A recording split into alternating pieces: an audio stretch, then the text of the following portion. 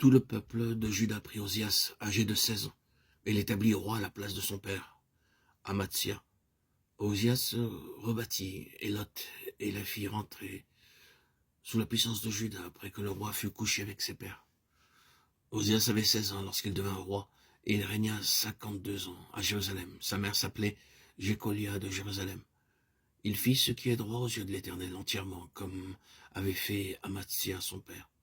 Il s'appliqua à rechercher Dieu pendant la vie de Zacharie, qui avait l'intelligence des visions de Dieu.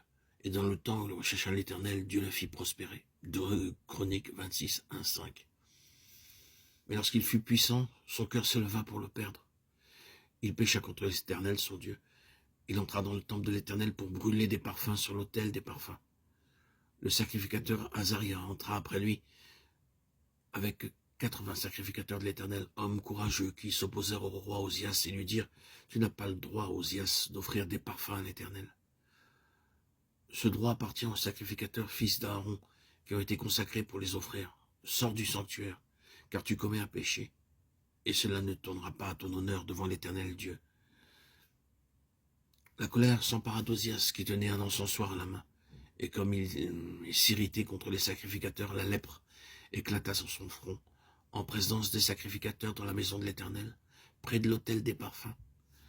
Le grand sacrificateur Azaria et tous les sacrificateurs portèrent les regards sur lui, et voici, il avait la lèpre au front.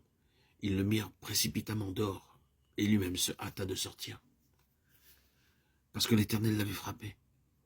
Le roi Osias fut lépreux jusqu'au jour de sa mort, et il demeura dans une maison écartée comme lépreux, car il fut exclu de la maison de l'Éternel. Et Jotam, son fils, était à la tête de la maison du roi, et jugeait le peuple du pays. 2 Chroniques 26, 16, 21. Osias se coucha avec ses pères, et on l'enterra avec ses pères dans le champ de la sépulture des rois, car on disait, il est lépreux. Et Jotam, son fils, régna à sa place. 2 Chroniques 26, 23. L'année de la mort du roi Osias, je vis le Seigneur assis sur un trône très élevé, et les pans de sa robe remplissaient le temple. Des séraphins se tenaient au-dessus de lui. Ils avaient chacun 6 ailes, 2 dont ils se couvraient la face, 2 dont ils se couvraient les pieds, et 2 dont ils se servaient pour voler. Ils criaient l'un à l'autre et disaient « Saint, Saint, Saint est l'Éternel des armées. Toute la terre est pleine de sa gloire, les portes furent ébranlées dans leurs fondements par la voix qui retentissait, et la maison se remplit de fumée.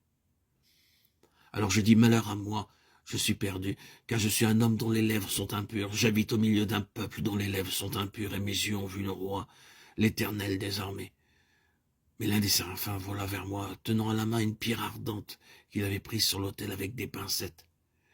Il en toucha ma bouche et dit « Ceci a touché tes lèvres, ton iniquité est enlevée, et ton péché est expié. » J'entendis la voix du Seigneur disant « Qui enverrai-je et qui marchera pour nous ?» Je répondis « Me voici, envoie-moi. » Il dit alors « Va, et dis à ce peuple, vous entendrez et vous ne comprendrez point, vous verrez et vous ne saisirez point.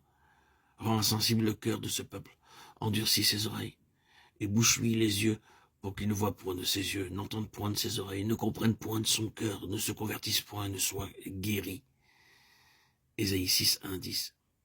C'est une histoire très impressionnante et étonnante. Elle tourne autour de la question que nous avons devant nous, à savoir la vue spirituelle. Je vis le Seigneur, mes yeux ont vu, et tout s'assemble autour de cela.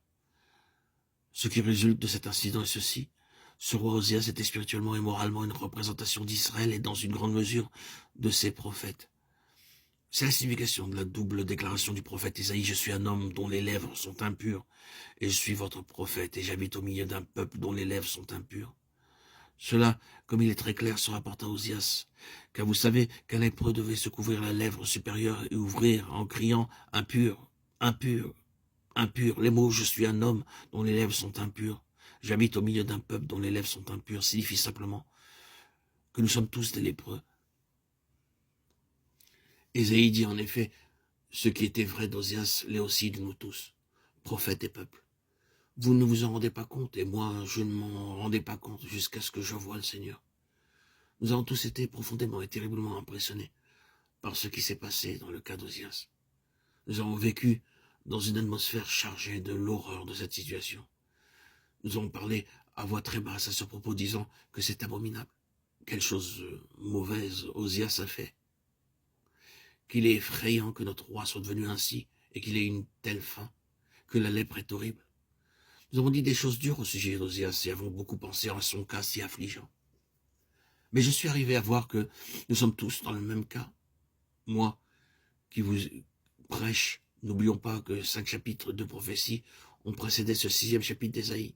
Il ne s'agit donc pas du commencement d'une vie de prédicateur, mais d'un certain moment de sa vie où il s'est fait jour dans son esprit par une nouvelle révélation. Par conséquent, Ésaïe dit, moi qui vous ai prêché et prophétisé, je suis arrivé à voir que je ne suis pas meilleur qu'Osias. Vous, peuple avec vos cérémonies et rites religieux, vous qui assistez au temple, vous qui offrez des sacrifices, vous qui adorez de vos lèvres, vous êtes dans le même cas qu'Osias. Nous sommes tous des lépreux. Vous ne le réalisez peut-être pas, mais moi je suis arrivé à voir. Comment ai-je vu? Je vis le Seigneur. Mes yeux ont vu le roi, l'Éternel des armées. Je vis le Seigneur assis sur un trône très élevé. Je dis que c'est très impressionnant quand on y pense. Qu'allons-nous en déduire?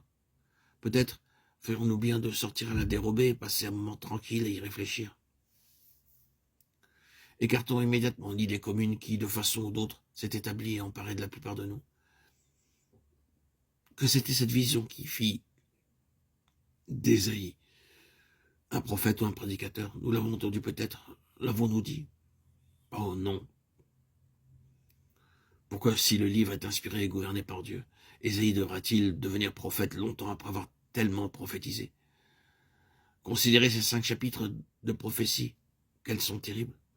Il y a dans ces chapitres. Non, ce n'était pas cette vision qui fit de lui le prophète, le prédicateur. Dieu avait affaire à un homme, pas à un prophète. Dieu avait affaire à un peuple, pas à un ministère. Il nous fait voir ce que nous sommes à ses propres yeux.